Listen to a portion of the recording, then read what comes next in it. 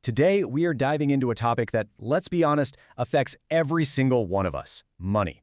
We're going to lay out a clear, step-by-step guide to help you finally feel in control of your finances. Think of this as your financial freedom roadmap. So let's get started.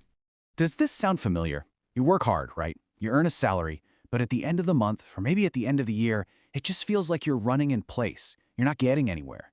If you've ever felt that, trust me, you are not alone. It's a super common frustration, and today, we're going to unpack exactly why that happens and what you can do about it. So here's our roadmap for today. First, we'll talk about the money trap that so many people fall into. Then, we'll get into the single most important concept, understanding assets versus liabilities. After that, we'll look at the incredible power of interest, learn the golden rule of paying yourself first, explore how to actually make your money grow, and finally, we'll figure out how to measure your progress by knowing your net worth. Okay, let's start with this trap. The core idea, which Robert Kiyosaki made famous, is this. It's not how much money you make, but how much money you keep. And that right there is the real reason so many people struggle. It's not about needing a bigger paycheck. It's about learning what to do with the money you already have. This brings us to probably the most crucial concept in all of personal finance. And I'm serious, if you only take one thing away from our chat today, make it this. Understanding the difference between assets and liabilities, well, it's the key that unlocks everything else. So what's the difference? It's actually beautifully simple. An asset puts money into your pocket. It works for you. It earns you income. A liability? Well, it does the exact opposite. It takes money out of your pocket. You have to work to pay for it. See, the wealthy focus on buying assets. Everyone else, well, they tend to pile up liabilities, sometimes without even realizing it. And this slide just makes it crystal clear. Let's take a car, for example. James buys one. He's got a loan, fuel, insurance. It's costing him about $280 a month. That car is a liability. Now, Mary, on the other hand, she buys a car and uses it for ride sharing. After all her costs, she earns $250 a month. Her car is an asset.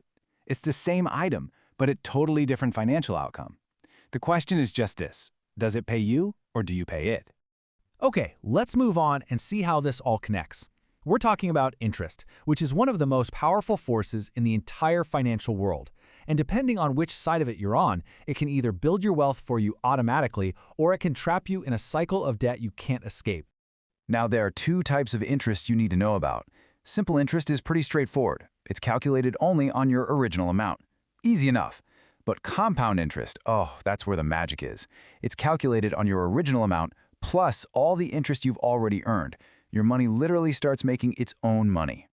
And you can see that difference right here in action. Just look at how $1,000 grows. The first year, no big deal, right? They're exactly the same. But by year 3, compound interest is already starting to pull ahead.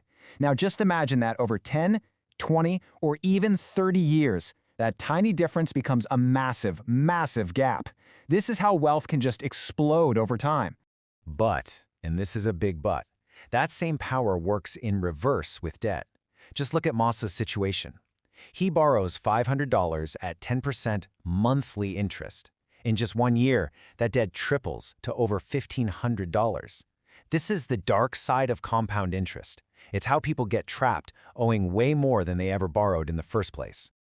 So, how do we stay on the right side of this whole equation? Well, it all starts with the most important habit you can possibly build. It's a total mindset shift, and it is the absolute foundation of building wealth. You have got to pay yourself first. This quote from Warren Buffett just says it all. You know, most people, they get paid, they spend their money on bills and everything else, and then they just hope there's something left over to save. The wealthy do the exact opposite. They save first. They treat their savings like it's the most important bill they have to pay. Then they just live on what's left over. A really great way to put this into practice is the 50-30-20 rule. The moment you get paid, you immediately divide your money.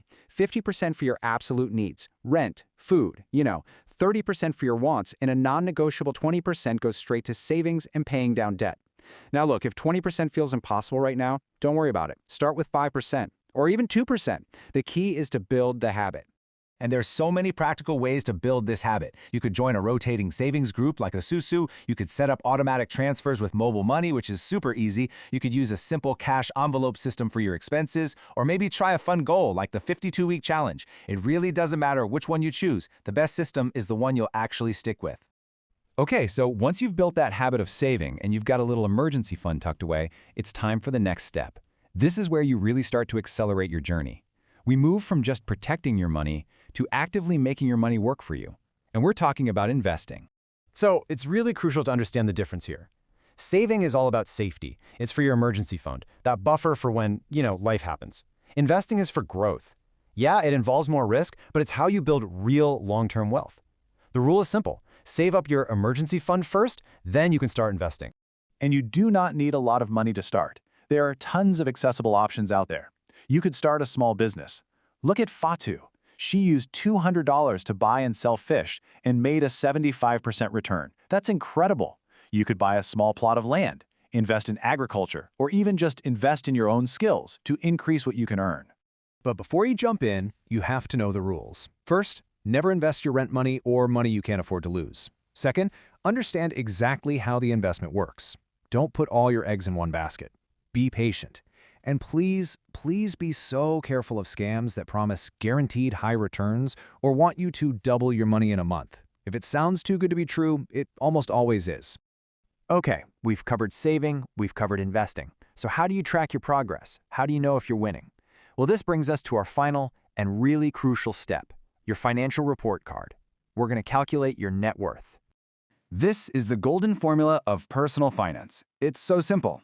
You take everything you own, those are your assets, and you subtract everything you owe, those are your liabilities. Whatever's left over, that's your net worth. This single number is the truest measure of your financial health, and your goal is to make this number grow every single month.